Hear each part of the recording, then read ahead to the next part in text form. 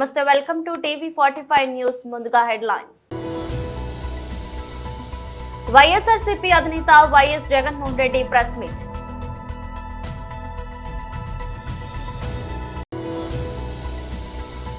Aided కాలేజీలకు ఒక ప్రత్యేకమైన పాలసీ అంశం పరిశీలన.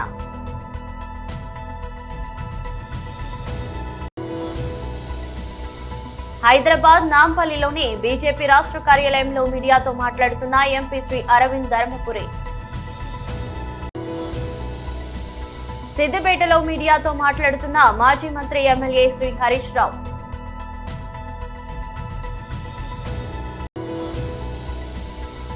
ఆత్మహత్యాయత్నం చేసినట్టు వార్తలు, స్పందించిన గాయని కల్పన. వైఎస్ఆర్సీపీ అధినేత YS Jaganmohan Reddy press meet నిర్వహించారు. ఈరోజు ఫిబ్రవరి 24వ తారీఖున గవర్నర్ గారి స్పీచ్, అదే రకంగా 28వ తారీఖున ప్రవేశపెట్టిన బడ్జెట్, వీటి అన్ని విషయాల మీద సుదీర్ఘంగా అసెంబ్లీలో ఎలాగూ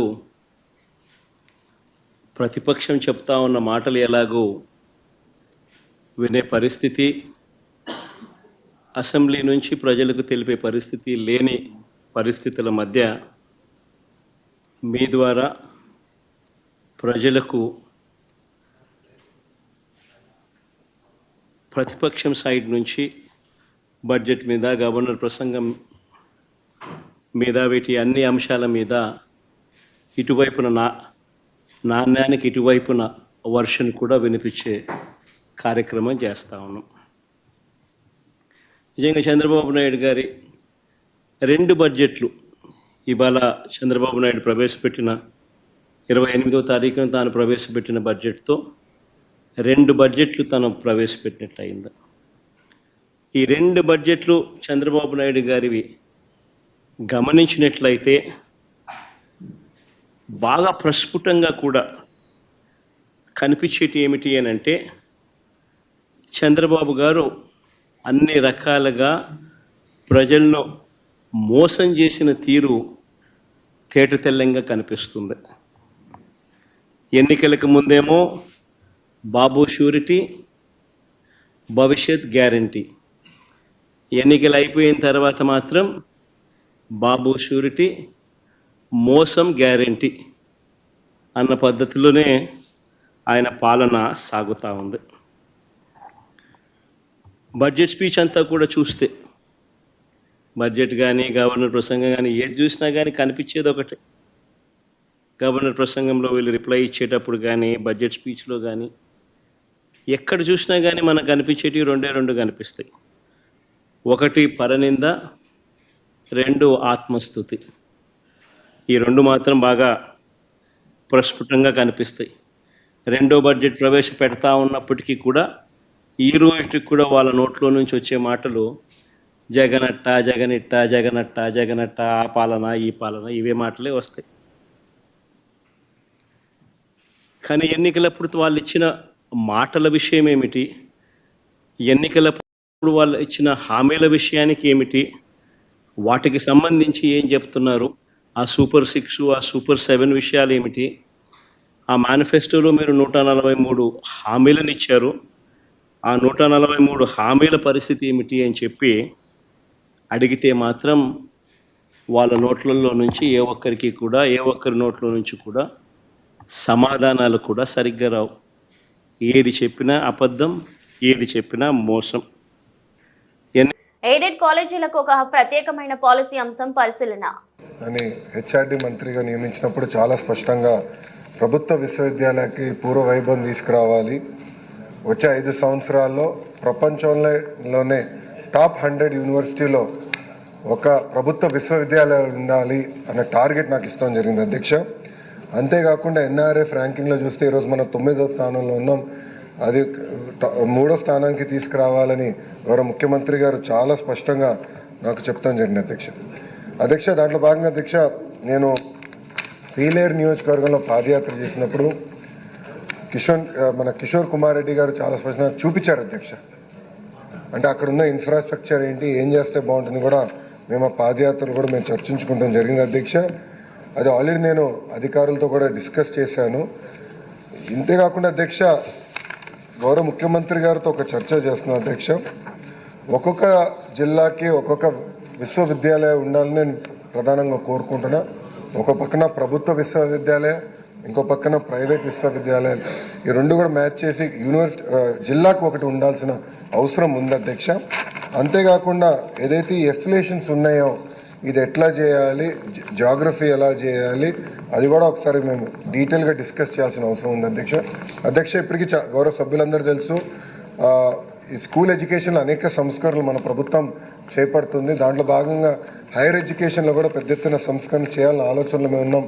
ఒక పక్కన యూనిఫైడ్ రూల్స్ తీసుకొస్తే ఎలా ఉంటుందన్న డిస్కషన్ స్టార్ట్ చేశాము. రోల్ ఆఫ్ కమిషనరేట్ ఏంటి, యాప్షీ ఏంటి, కరికులం రీవ్యాంపింగ్ ఏంటి, అన్నిటిపైన చాలా లోతుగా మేము చర్చిస్తాం జరుగుతుంది అధ్యక్ష.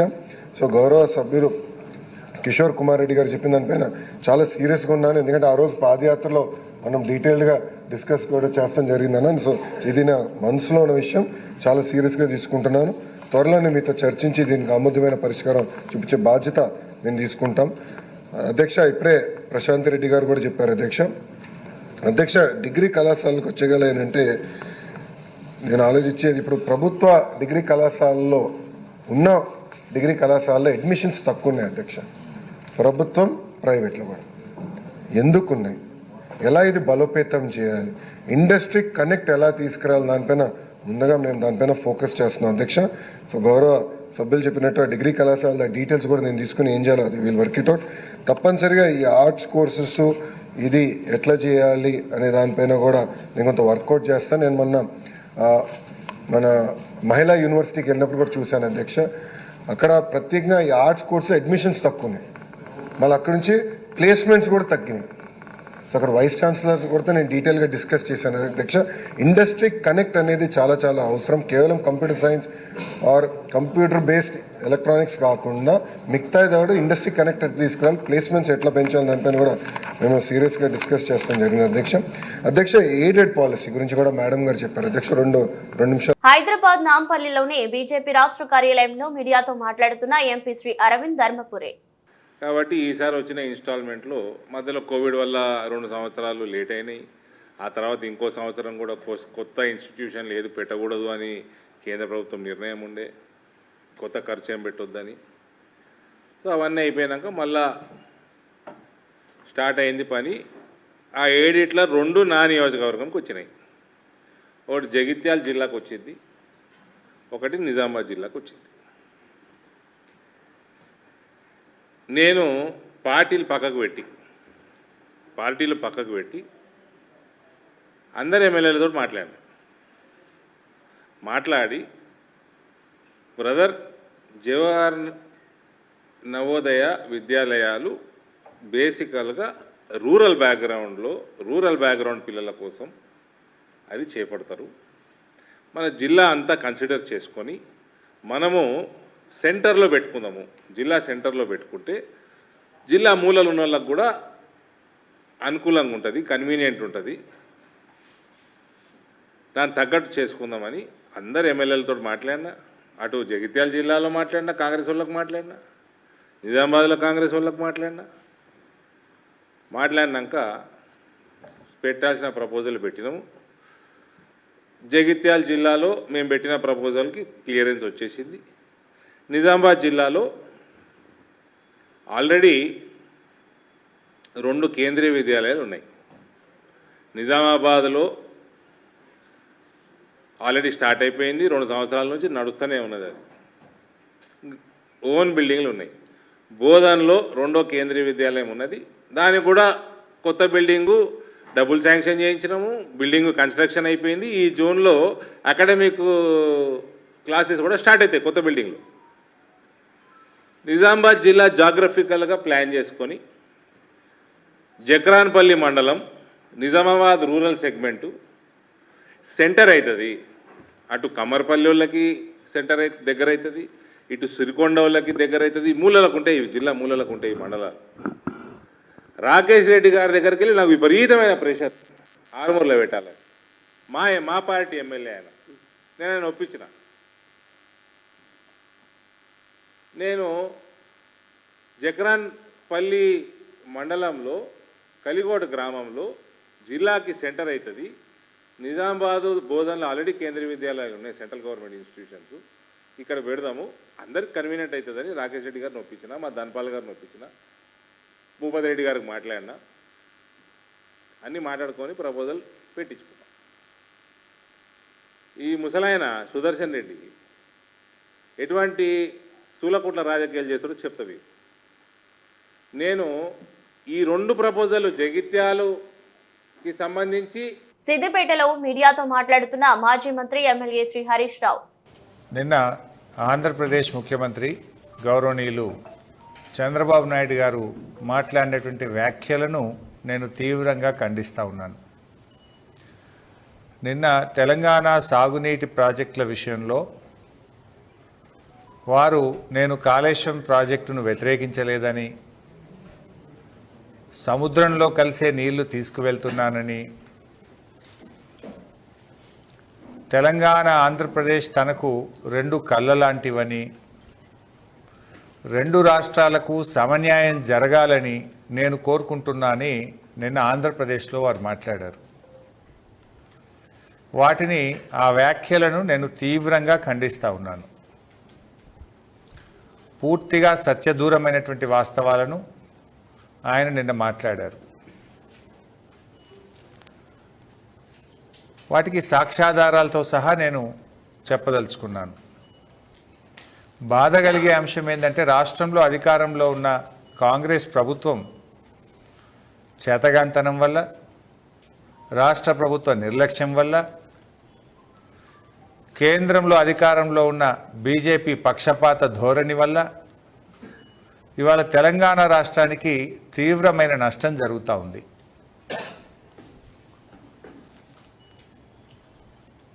ఇవాళ రేవంత్ రెడ్డి గారికి కేంద్రాన్ని ఎదిరించే ధైర్యము లేదు, చంద్రబాబును ప్రశ్నించే దమ్ము లేదు.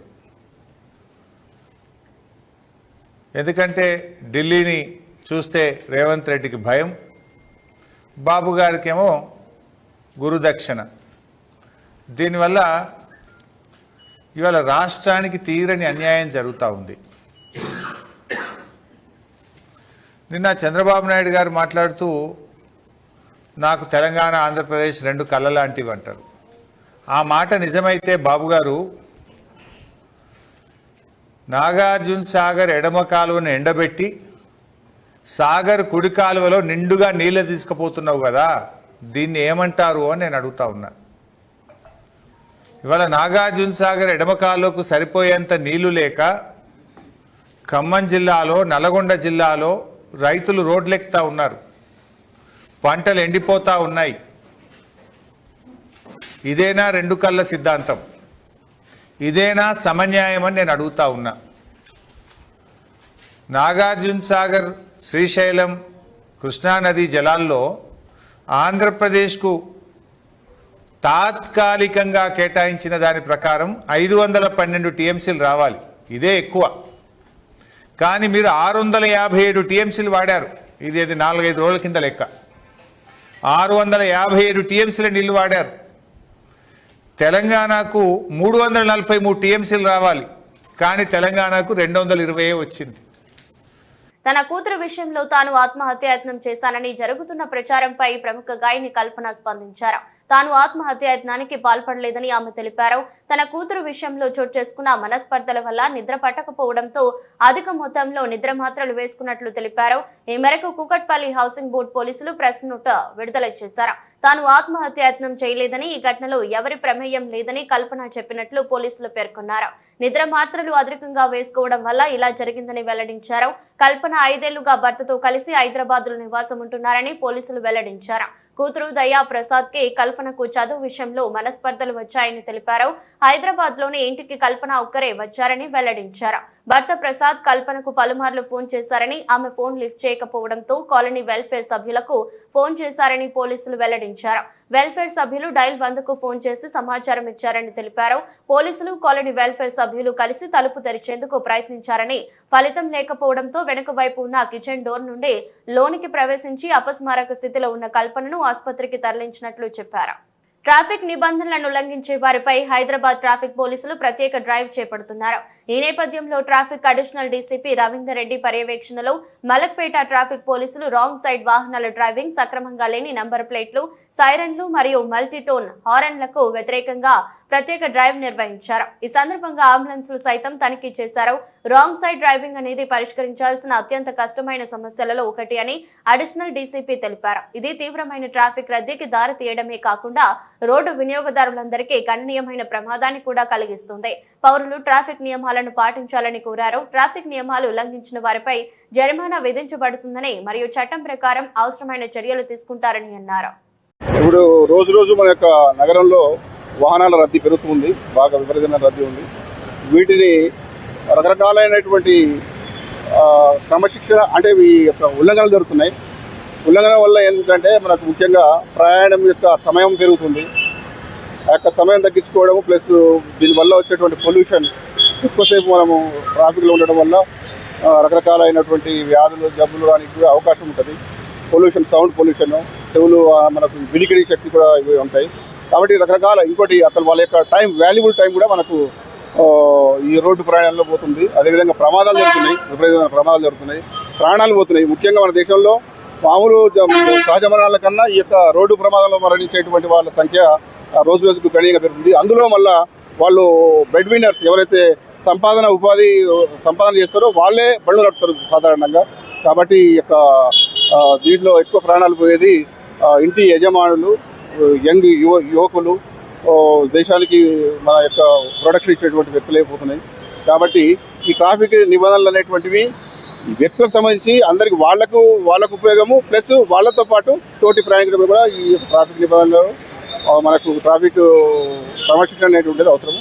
ఇది యొక్క ఉల్లంఘనలు అనేటువంటి వాటి మీద స్పెషల్ డ్రైవ్ అనేది, ఇప్పుడు స్పెషల్ డ్రైవ్ అంటూ ప్రత్యేకంగా ఏం లేదు. కాకపోతే ఏంటంటే ఒక దృష్టి పెట్టడం జరుగుతుంది దీని మీద పెట్టి, ముఖ్యంగా ఈ హెల్మెట్ లేకుండా ప్రయాణం చేయడం అనేటువంటిది ఒక ఉల్లంఘన. ఏంటంటే వాళ్ళకు ఒక క్షణికంలో ఒక క్షణంలో జరగవచ్చు, ఏదైనా ప్రమాదం జరగవచ్చు, ప్రాణం పోవడానికి ఎక్కువ సమయం పట్టదు.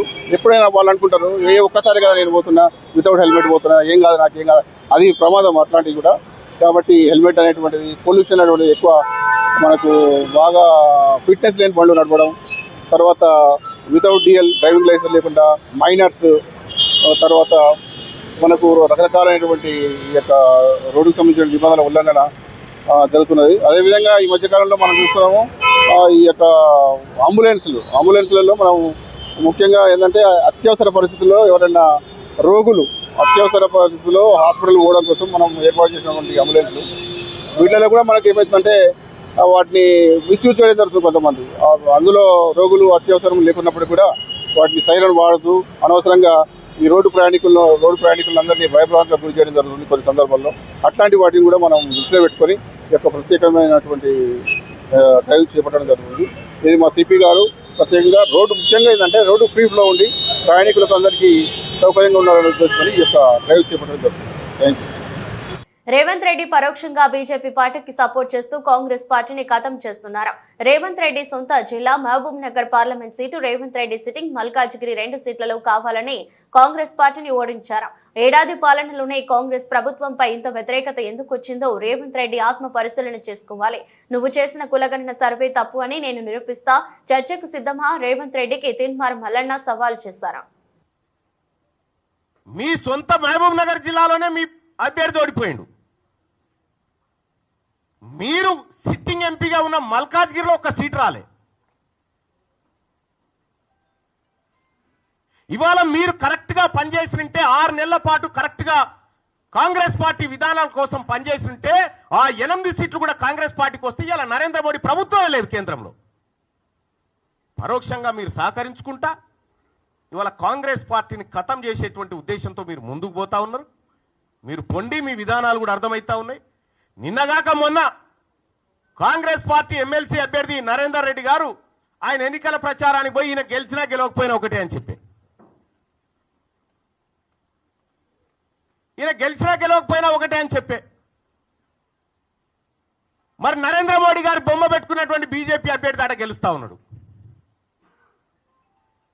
ఇంకో టీచర్ ఎమ్మెల్సీ ఎన్నికల్లో భారతీయ జనతా పార్టీ ఒక బీసీ బిడ్డకు టికెట్ ఇచ్చి ఫస్ట్ ప్రియారిటీలో టీచర్ ఎమ్మెల్సీ గెలిచి ఆ ఇంపాక్ట్ తోటి పట్టభద్రుల ఎమ్మెల్సీ ఎన్నికలు కూడా గెలుస్తా ఉంది. మీరు జిల్లాలు మొత్తం ఈ మెదకు, ఆదిలాబాద్, నిజామాబాద్, కరీంనగర్ పిట్ట తిరిగి తిరిగి ఎమ్మెల్సీ ఎన్నికలు ఏంది ఫలితం? ఇవాళ ఎందుకు తారుమారైతా ఉంది? ఇవాళ ఏడాది లోపలనే కాంగ్రెస్ పార్టీ పైన, ప్రభుత్వం పైన ఇంత వ్యతిరేకత ఎందుకు వస్తా ఉంది? ఆత్మ పరిశీలన చేసుకోవాలి కదా. ఇది మీరు చేసింది పక్కా సమాచారం అయితే, పక్కా సేకరించిన లెక్కలే అయితే ముఖ్యమంత్రి గారు ఆ సర్వేకు మీరు బాధ్యత వహిస్తారా?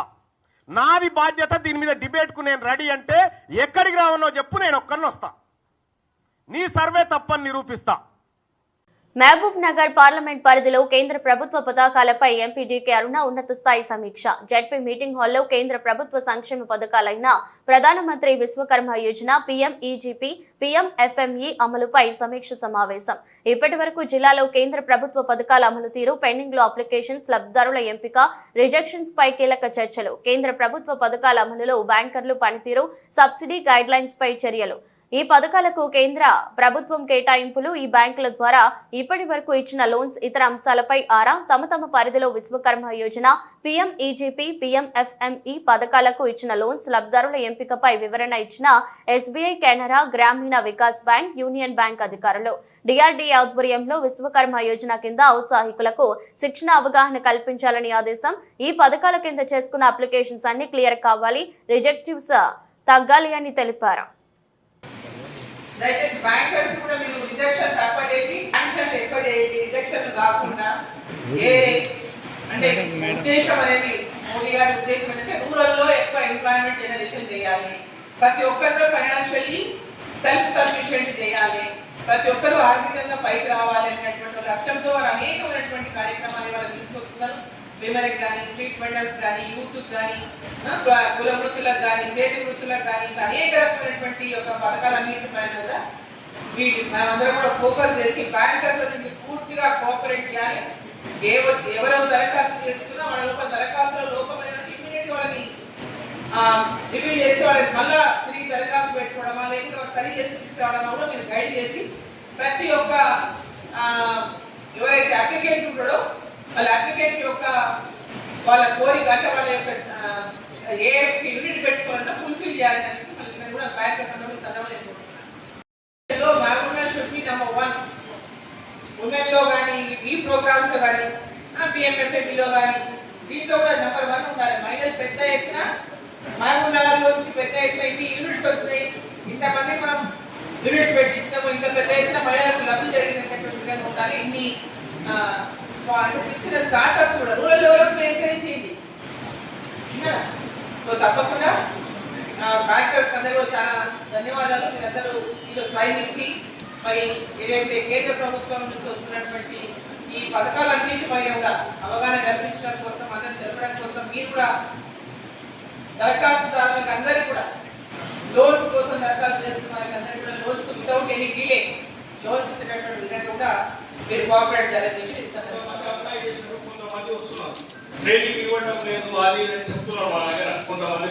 వార్తలు ముగించే ముందు మరోసారి హెడ్లైన్స్. వైఎస్ఆర్సీపీ అధినేత YS Jaganmohan Reddy press meet.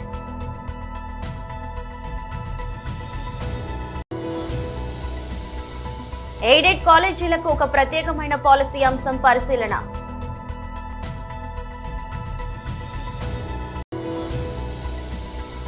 Hyderabad నాంపల్లిలోని BJP రాష్ట్ర కార్యాలయంలో మీడియాతో మాట్లాడుతున్న ఎంపీ శ్రీ అరవింద్ ధర్మపురి. సిద్దిపేటలో మీడియాతో మాట్లాడుతున్న మాజీ మంత్రి ఎమ్మెల్యే శ్రీ హరీష్ రావు.